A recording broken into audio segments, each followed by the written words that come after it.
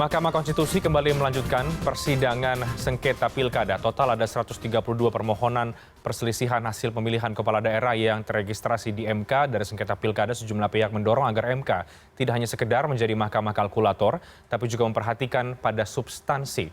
Bagaimana melihat proses sengketa pilkada di MK, apa saja poin-poin yang harus diperhatikan MK selama proses persidangan ini? Kami akan coba ulas pada malam hari ini bersama dengan 3 narasumber. Yang pertama ada Idewa Kade Wiersa, komisioner dari KPU, dan juga ada Pak Bambang Wijoyanto, kuasa dari pemohon. Kemudian ada Pak Fadli Ramadhanil, peneliti dari Perludem. Selamat malam, Bapak-Bapak. Selamat malam. Baik. Baik, saya akan langsung ke Mas Fadli terlebih dahulu deh. Melihat bagaimana proses sengketa pilkada yang ada di MK ini, Mas Fadli, Anda apa saja poin-poin dari Perludem yang dicatat dan juga perlu diperhatikan selama proses sengketa pilkada di MK ini? Pertama, esensi dari proses penyelenggaraan perselisihan hasil di Mahkamah Konstitusi adalah untuk menguji sekaligus nanti akan membuktikan apakah proses dan hasil penyelenggaraan pilkada yang sudah dilaksanakan pada 9 Desember 2020 yang lalu itu sudah konstitusional atau belum.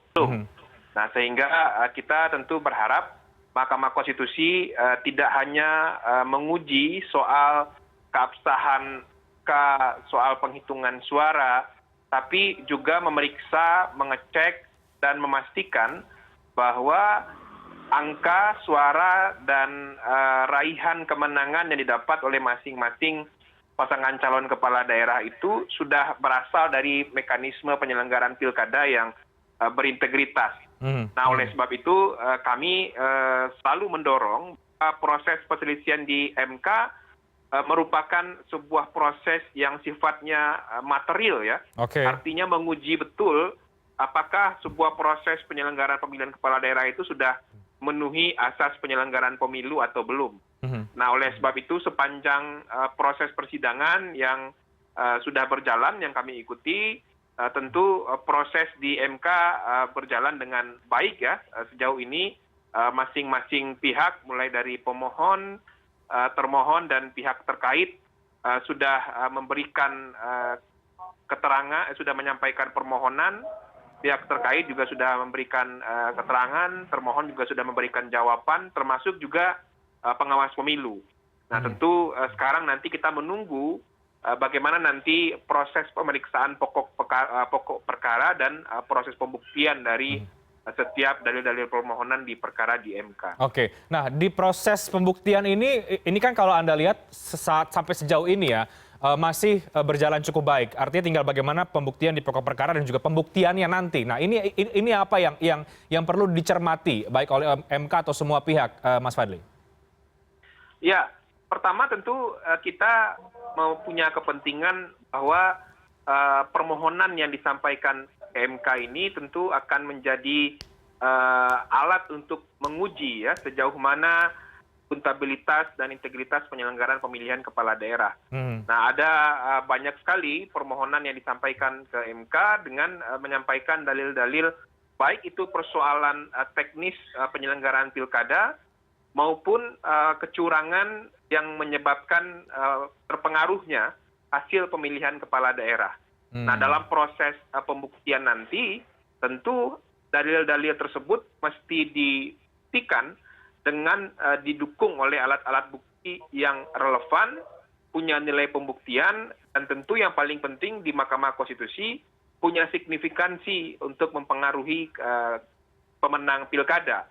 Nah, bagi KPU punya kewajiban untuk menyampaikan dan mempertanggungjawabkan kerja-kerja penyelenggaraan pilkada yang sudah dilakukan sepanjang tahapan pilkada 2020 yang lalu, dan nanti tentu Hakim Konstitusi akan menguji apakah dalil yang disampaikan permohon terbukti atau tidak, dan KPU sudah melaksanakan penyelenggaraan pilkada dengan penuh tanggung jawab atau belum, termasuk juga keterangan dari Bawaslu. Apakah kewenangan Bawaslu dalam melakukan pengawasan, penanganan pelanggaran, dan menyelesaikan sengketa sudah dilakukan sesuai dengan rule yang berlaku dan sudah memenuhi aspek integritas penyelenggaraan pilkada. Ini sangat penting menurut saya tahapan selanjutnya dari persidangan di Mahkamah Konstitusi. Oke, saya ke Pak Dewa. Pak Dewa tadi Mas Fadli ini menekankan apakah kemudian ini dalam prosesnya nanti membuktikan bahwa pilkada kemarin melewati mekanisme yang berintegritas begitu ya. Total ini ada 7 pemilihan gubernur dan wakil gubernur, 13 perkara pemilihan wali kota dan juga wakil wali kota, dan 112 perkara pemilihan bupati dan juga wakil bupati. Beberapa sebagian juga KPU sebagai pihak termohon. Bagaimana Pak Dewa melihat proses sengketa pilkada sampai dengan saat ini? Baik, selamat malam dan juga yang hadir ya, Pak Bambang ya. Selamat malam.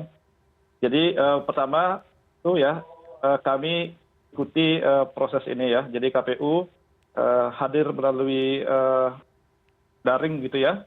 Jadi setiap hari persidangan yang berlangsung. Kami melihat selama ini memang proses persidangan yang sudah berjalan ya itu sesuai dengan tahapannya, berjalan dengan tertib begitu ya. Nah, saya kira memang tahapannya adalah sangat penting ya bagi kami ya selaku pihak termohon ya. Jadi KPU di daerah yang menghadapi hasil pemilihan ini kami koordinasikan untuk memberikan jawaban dengan sebaik-baiknya sesuai dengan tahapan dan ketentuan dan fakta-fakta hukum yang ada. Nah, tentu kita semua berharap ya proses ini berjalan dengan baik sampai keseluruhan tahapan itu selesai. Secara garis besar saya kira demikian. Oke, kalau kemudian KPU, baik KPU daerah juga perlu membuktikan bahwa pelaksanaan itu sudah berintegritas, sudah sesuai dengan mekanisme yang ada, itu bagaimana Pak Dewa? Ya, pertama tentu kami menghormati proses hukum di Mahkamah Konstitusi. Pertama karena itu diatur oleh undang-undang dan itu adalah satu momentum ya bagi KPU untuk memberikan penjelasan ya melalui jawaban-jawaban yang disediakan ya masuk dengan alat bukti ya. Apa yang didalilkan ya tentu seoptimal mungkin akan dijawab, dan jika memang nanti jumlah perkara akan sampai ke persidangan lanjutan dalam pembuktian, nah tentu ini akan menjadi atensi kami, dan kami telah sampaikan kepada daerah-daerah untuk tetap menghormati proses ini, mempersiapkan diri, mempersiapkan data dan alat bukti dengan sebaik-baiknya begitu. Oke, jadi sebetulnya dari pihak KPUD pun juga sudah siap ya Pak Dewa dengan alat bukti untuk membuktikan bahwa pemilu ataupun pilkada yang digugat ini beberapa wilayah itu sudah sesuai dengan mekanisme dan tidak mencoreng demokrasi begitu. Tanggapan Anda bagaimana Pak Dewa? Ya, peristiwa hukumnya sudah terjadi ya. Itu KPU harus seobjektif mungkin ya dengan jujur menyampaikan apa yang sudah terjadi. Nah, apa yang didalilkan dijawab, apa jawaban kami tentu harus didukung oleh alat bukti. Dan selebihnya tentu kami mempercayakan kepada Majelis Hakim Mahkamah Konstitusi ya, sesuai dengan kewenangan untuk menilai dan memutus ya terhadap perkara-perkara yang sedang berlangsung saat ini. Oke, baik Pak Bambang, dalil yang kuat juga harus dimiliki oleh pemohon dalam sengketa pilkada ini. Paling tidak dari proses sejak awal kemudian sampai dengan hari ini, bagaimana Anda melihat proses sengketa pilkada di MK ini dan isu apa yang kemudian menarik untuk diperbincangkan? Tapi kita bahas nanti, Pak Bambang. Kita harus break terlebih dahulu. Kami akan segera kembali sesaat lagi.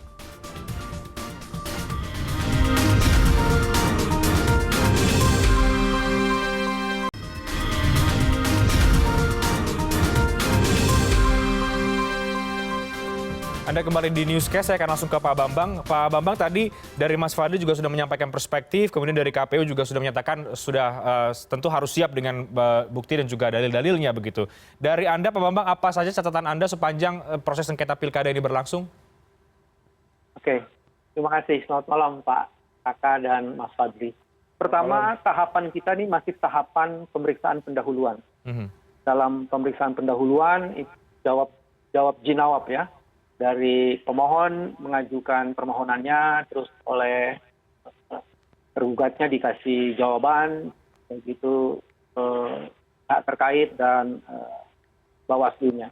Nah, yang paling menarik nanti adalah di tahapan persidangan. Nah, apa yang paling menarik di situ? Yang pertama adalah Mahkamah Konstitusi yang harus diapresiasi prosesnya yang luar biasa itu, ya, mana mengelola begitu banyak kasus. Nah, nanti akan diuji oleh sebuah proses apakah Tadi Mas Fadli bilang bahwa ini bukan sekedar hasil, ini proses. Nah, nanti akan dilihat lah sebenarnya apakah pasal 158 ayat 1 dan 2 itu akan diberi interpretasi sesuai dengan konteks kebutuhan yang tadi dikemukakan oleh Mas. Hasil itu tergantung proses. Sejauh mana proses itu betul-betul bukan hanya luber dan jurdil dalam kasus pilkada ini, harus juga ada prinsip demokratis itu. Dan kemudian juga akan dilihat sebenarnya kinerja dari berbagai lembaga penyelenggara dan pengawas pemilu. Apakah memang benar-benar sudah menjalankan fungsinya secara optimal. Jadi Bang Batas itu ujian pertama dari MK, apakah MK akan memeriksa hal-hal yang sifatnya material, tidak sekedar formal, atau dia akan masuk hal-hal yang sifatnya sangat material. Nah, itu proses akan mempengaruhi hasil. Yang kedua yang paling menarik adalah nanti ujiannya di pemeriksaan persidangan, seberapa banyak sih bisa diakomodasi. Karena ini speedy trial.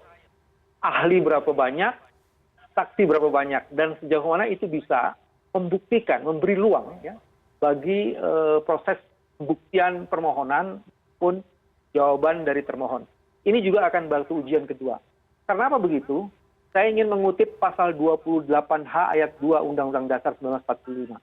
Setiap orang berhak mendapatkan kemudahan dan perlakuan khusus untuk memperoleh kesempatan dan manfaat yang sama guna mencapai persamaan dan keadilan. Ada kata kunci di situ. Jadi nanti kita akan melihat apakah MK benar-benar akan mewujudkan the interpreter, the constitution, dan the guardian of the constitution. Itu persoalan yang kedua. Nah, persoalan yang ketiga, di tengah keinginan untuk berbuat baik, ada saja masalah kadang-kadang luput di pengamatan kita. Contoh adalah dalam kasus misalnya Orient Patriot Rimakore ya. Itu kan sehebat apapun proses, ada kecolongan gitu kan. Dan ini kita nggak bisa menyalahin siapa-siapa ini. Tapi ada fakta problem di situ. Nah, sejauh mana misalnya ya sayangnya tidak dibawa ke MK. Kalau ini jadi masalah di MK, sejauh mana kemudian kita membuka ruang untuk mengakomodasi bila ya ada yang disebutkan konflik of interest menjadi di penyelenggara pemilu, yang itu hanya bisa diujinya di MK.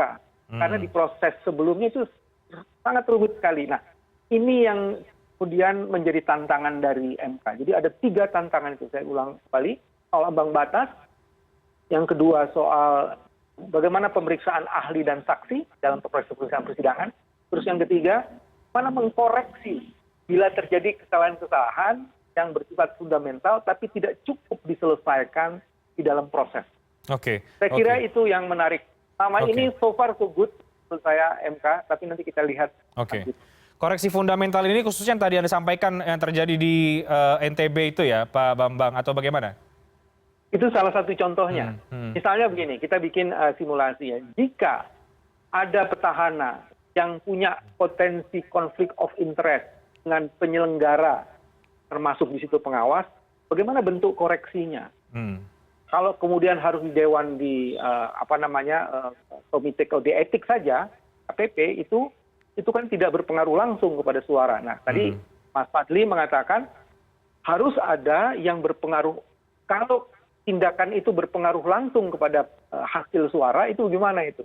Nah, itu mekanisme itu yang mestinya nanti dibangun atau diselesaikan di Mahkamah Konstitusi. Oke, baik. Saya ke Pak Dewa Kadewiarsa, Pak.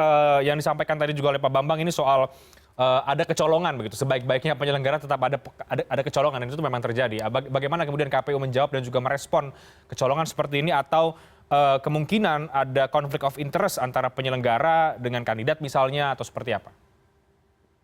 Ya, baik, terima kasih ya. Mengenai kasus pemilihan bupati wakil bupati di Kabupaten Raijua ya, kami sudah dapat laporan kronologis lengkap ya dari KPU Kabupaten melalui KPU Provinsi. Saya melihat di situ ya rekomendasi Bawaslu misalnya untuk melakukan pengecekan terhadap KTP elektronik yang bersangkutan sudah dilakukan juga ya. Tapi memang informasi yang diterima dengan dugaan dugaan kewarganegaraan itu diterima setelah semua prosesnya selesai. Setelah penetapan pasangan calon terpilih, kemudian dokumennya sesuai dengan ketentuan undang-undang juga sudah dikirim ke Dagri ya, melalui ke DPR dulu, kemudian DPR melalui gubernur ke Dagri.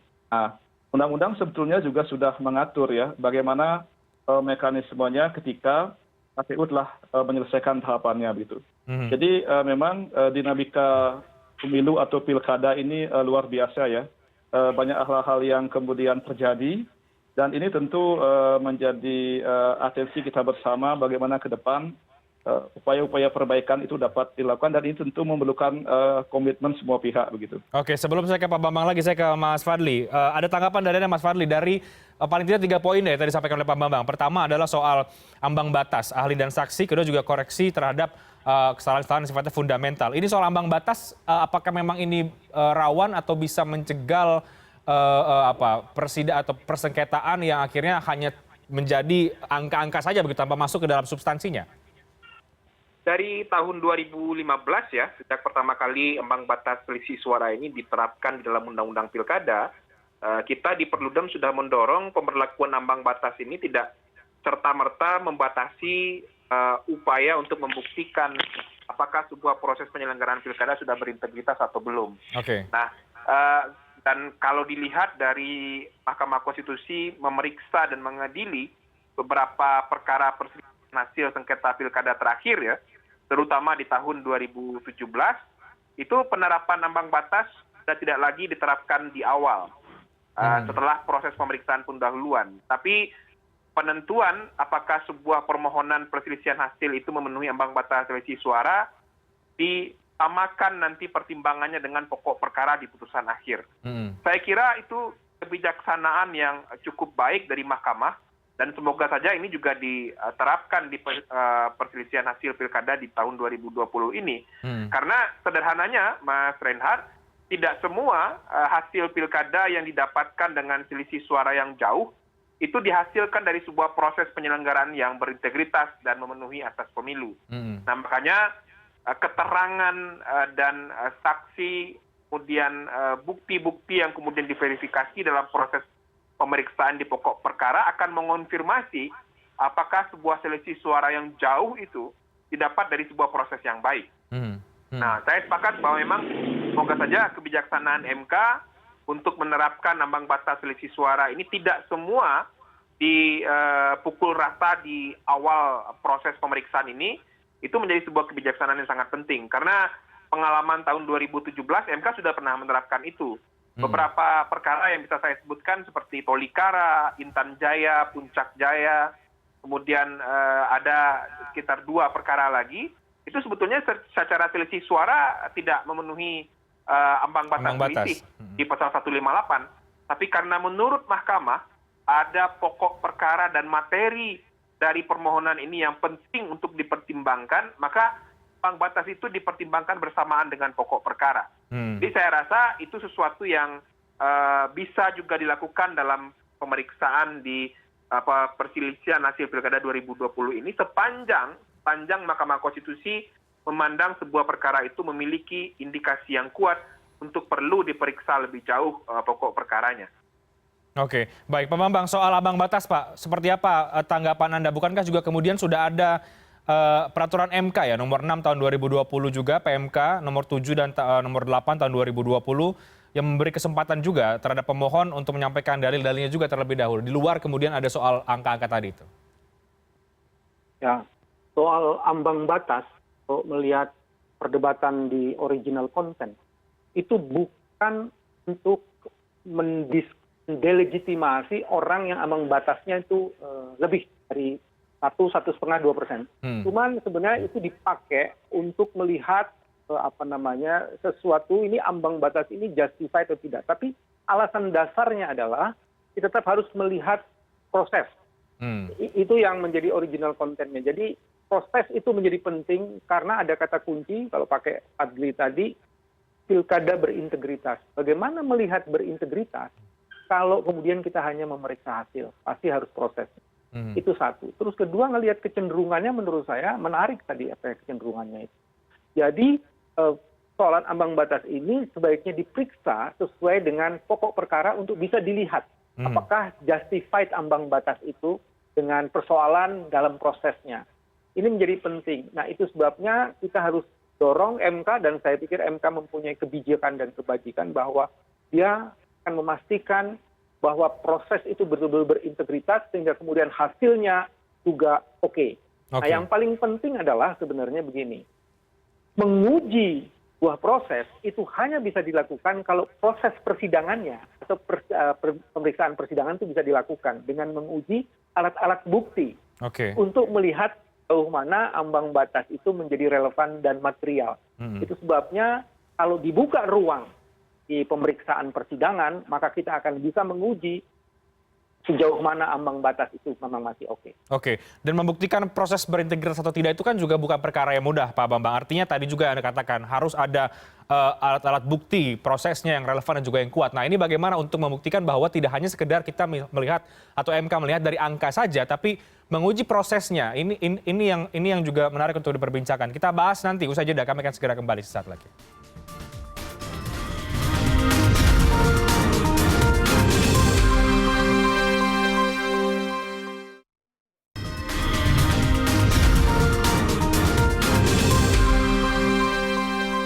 Ya, Anda kembali di Newscast. Kita masih membahas polemik gugatan sengketa Pilkada 2020 yang masih berlangsung sampai dengan hari ini. Saya ke Pak Bambang lagi. Pak Bambang, tadi di luar kemudian angka sesuai dengan pasal 158, 0,5 hingga 2% untuk pengajuan gugatan perselisihan hasil pemilu ataupun soal pilkada. Tadi juga soal proses yang berintegritas tadi yang perlu dibuktikan. Ini kan juga untuk menguji itu juga untuk membuktikan bahwa tidak hanya dari angka untuk memutus perkara, tapi juga dari prosesnya itu juga bukan perkara yang mudah, Pak Bambang. Mari saya kasih satu isu ya. Pertama kita lihat di pasal 71 ayat 3 ya, dalam Undang-Undang Pilkada. Itu disebutkan di situ bahwa gubernur dan kepala daerah lainnya, bupati dan wali kota tidak boleh melakukan mutasi dalam waktu 6 bulan sebelum tanggal penetapan pasangan. Nah kita tahu di situ harus ada izin dari tertulis dari menteri, itu di pasal 71 ayat 2-nya ya. Nah, ketika mendapatkan izin tertulis dari menteri, itu kalau sulit sekali mendapatkan akses dari itu, bahkan harusnya komite ASN itu dilibatkan, tapi kemudian komite karena beberapa hal tertentu terkendala ya untuk mendapatkan akses seperti itu. Nah, itu kan artinya ada problem fundamental yang ada di situ soal mutasi. Misalnya kayak begitu ya. Ini salah satu case-nya itu di Kalimantan Tengah misalnya. Nah, dalam hal-hal seperti itu kan mahkamah harus memberi ruang yang cukup ya untuk kalau perlu nanti karena itu ada dalam hukum acara diberikan kewenangan, mahkamah bisa memanggil. Kenapa kementerian tidak memberi akses yang cukup untuk mengetahui betapa terjadi mutasi? Kenapa komite ASN tidak dipanggil untuk dijadikan saksi untuk melihat apa benar ada rekomendasi ketika terjadi mutasi sebagai syarat untuk dilakukan mutasi? Itu hal-hal yang sifatnya fundamental. Itu sebagai salah satu contoh.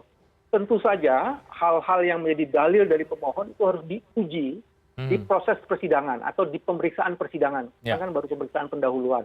Dan di pertengahan Februari nanti mahkamah akan memberitahukan mana-mana kasus yang memang harus diperiksa melalui pemeriksaan persidangan untuk menguji argumen-argumen, dalil-dalil yang diajukan oleh pemohon yang berkaitan dengan hal-hal yang bersifat proses yang dianggap tidak sesuai dengan azas dan prinsip di dalam pemilu kada. Oke, saya ke Pak Dewa Wiyarsa. Pak Dewa, ada tanggapan Pak terkait dengan pasal 158 soal angka tadi itu ambang batas? Ya, baik ya. Kami KPU tentu melaksanakan tugas berdasarkan undang-undang ya. Tapi satu hal yang penting ya, untuk tegaknya hukum material itu, maka hukum formil, hukum acara juga menjadi penting. Ya, saya kira itu prinsip ya dalam peracara ini. Tapi kami tentu KPU menghormati persidangan di MK. Ya, jadi putusan itu ada di MK dan kewajiban kami, sebagaimana tadi disampaikan, tentu mempersiapkan diri dengan baik ya. Kemudian ini juga adalah pertanggungjawaban hukum dan publik oleh KPU. Nah, semoga ya mahkamah ya akan dapat memutuskan dengan sebaik-baiknya, karena ini juga akan menjadi satu putusan ya yang mengikat semua pihak begitu. Jadi kalau prosesnya benar, hukum acaranya dihormati, kemudian substansi fundamental itu diselesaikan, kita berharap kualitas penyelenggaraan pemilu maupun pilkada ke depan itu akan menjadi semakin baik begitu. Baik, Mas Fadli, kalau kita bicara soal ambang batas, Mas Fadli, ini memang seberapa besar dampaknya terhadap hasil kemudian dan juga kualitas dari persidangan dalam kasus sengketa ini dan juga soal pilkada kita? Kalau sedikit lagi membandingkan misalnya ya, waktu sengketa hasil pilkada tahun 2015, itu MK nyaris terapkan ambang batas selisih suara ini di awal proses pemeriksaan pendahuluan. Jadi setelah dilakukan proses pemeriksaan pendahuluan, mana permohonan yang tidak memenuhi ambang batas selisih suara, itu semuanya dinyatakan NO atau tidak dapat diterima. Nah, tetapi di tahun 2017 mulai ada pergeseran, di mana MK ingin melihat substansi perkara dari setiap permohonan, karena memang hakikat perselisihan di MK itu ya seperti itu, untuk menguji apakah sebuah proses demokrasi bernama pemilihan kepala daerah itu sudah sesuai dengan kerangka hukum, sudah betul-betul bisa memfasilitasi kedaulatan rakyat, sudah dilaksanakan dengan akuntabel dan berintegritas. Nah, itu yang memang menjadi amanah konstitusional kepada MK. Makanya di tahun 2017, MK tidak serta-merta lagi menerapkan ambang batas itu di awal pasca pemeriksaan pendahuluan, tapi coba melihat substansi masing-masing perkara, mana permohonan yang memang secara alat buktinya, keterangan awal, informasi awal, dan tentu didukung oleh adanya signifikansi suara yang akan mempengaruhi pemenang pilkada. Nah, ambang batasnya bukan dikesampingkan, tapi dipertimbangkan bersamaan dengan pokok perkara. Jadi ambang batas tidak memotong sebuah permohonan tanpa memberikan kesempatan untuk melakukan pembuktian, tapi nanti dipertimbangkan di ujung, setelah masing-masing pihak diberikan kesempatan untuk menyampaikan saksi, ahli, atau kemudian menyampaikan bukti surat lainnya, kemudian juga diberikan kesempatan untuk memverifikasi keterangan dari pemohon, termohon dengan saksi-saksi yang dihadirkan. Saya kira ini sesuatu yang sangat penting ya, karena memang hakikat proses perselisihan di MK itu memang untuk menguji sebuah proses penyelenggaraan pilkada apakah sudah berintegritas atau belum, dengan rangkaian proses yang cukup panjang untuk mendapatkan hasil pilkada. Nah, semoga saja MK masih menggunakan pendekatan itu. Bahwa memang ambang batas tidak digunakan untuk memotong permohonan sengketa pilkada di awal, tapi ambang batas hakikatnya adalah untuk menghindari orang yang semuanya ingin masuk ke MK begitu. Tapi MK nanti kan juga akan melihat kalau semua proses hukumnya sudah dilaksanakan dengan profesional, dengan baik, ya tentu soal pelanggaran lagi dipertimbangkan oleh MK. Tapi kalau ada nanti permohonan yang ternyata mendalilkan banyak kecurangan yang itu berdampak kepada hasil, di mana proses penyelesaian pelanggaran-pelanggaran di tahapan itu tidak dilakukan secara profesional, secara akuntabel, saya rasa MK wajib untuk mempertimbangkan hal-hal tersebut di pemeriksaan di Mahkamah Konstitusi. Meskipun tadi juga Pak Dewa Wiyarsa juga menyoroti bahwa hukum formil juga menjadi penting sebetulnya ya Mas Fadli. Tapi dari 130-an perkara ini yang disengketakan saat ini terregistrasi di MK, dari jumlah yang ratusan ini apa yang Anda lihat dari sengketa ini, Mas Fadli, dari Perludem di pilkada kita yang sebelumnya ini? Dari rangkaian persidangan ya yang kami ikuti dalam streaming yang disajikan oleh Mahkamah Konstitusi, ini sangat baik juga sebetulnya publik bisa mengikuti secara terbuka, dan juga seluruh permohonan yang diajukan ke MK juga dimuat di laman Mahkamah Konstitusi. Memang mayoritas ya, bahkan hampir seluruh permohonan yang masuk ke MK itu memang mendalilkan adanya kecurangan dalam sebuah proses pilkada yang itu berdampak kepada hasil pemilihan kepala daerah. Jadi pelanggaran-pelanggaran yang bersifat terstruktur, sistematis, dan masif itu banyak sekali didalilkan. Nah, termasuk juga indikasi adanya persoalan kecurangan yang pilihan kepala daerahnya diikuti oleh petahana. Nah, ini juga sesuatu yang menarik, yang tentu dalil-dalil semacam ini mesti dibuktikan di pembuktian di persidangan di MK. KPU juga punya kewajiban untuk menjawab dan kemudian menyampaikan apa yang kemudian sudah dilaksanakan oleh KPU dalam tahapan pilkada. Oke. Jadi tentu kita akan kawal dan melihat bagaimana ini bisa masuk ke dalam substansi begitu ya, dalam setiap sengketa di MK ini. Ke Pak Bambang terakhir dan juga ke Pak Wiyarsa. Jadi apa kemudian yang Anda harapkan di dalam persidangan ke depan ini soal sengketa ini? Mungkin saya ke Pak Bambang terlebih dahulu.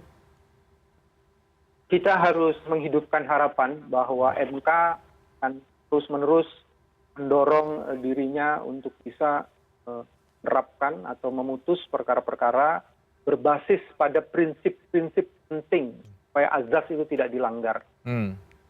Dan untuk itu dengan seluruh proses yang terjadi ini kami berharap besar bahwa MK memang nanti menguji di persidangan ini ya, pemeriksaan persidangan, semua dalil-dalil yang dijadikan dasar oleh pemohon bahwa ada kecurangan dan lain-lain untuk membuktikan seperti tadi Pak Dewa kemukakan supaya nanti hasilnya oke semua. Jadi MK membuka ruang itu supaya kemudian kita bisa akomodasi semua pendapat dan macam-macam itu, argumen-argumennya, dan diputuskan oleh MK.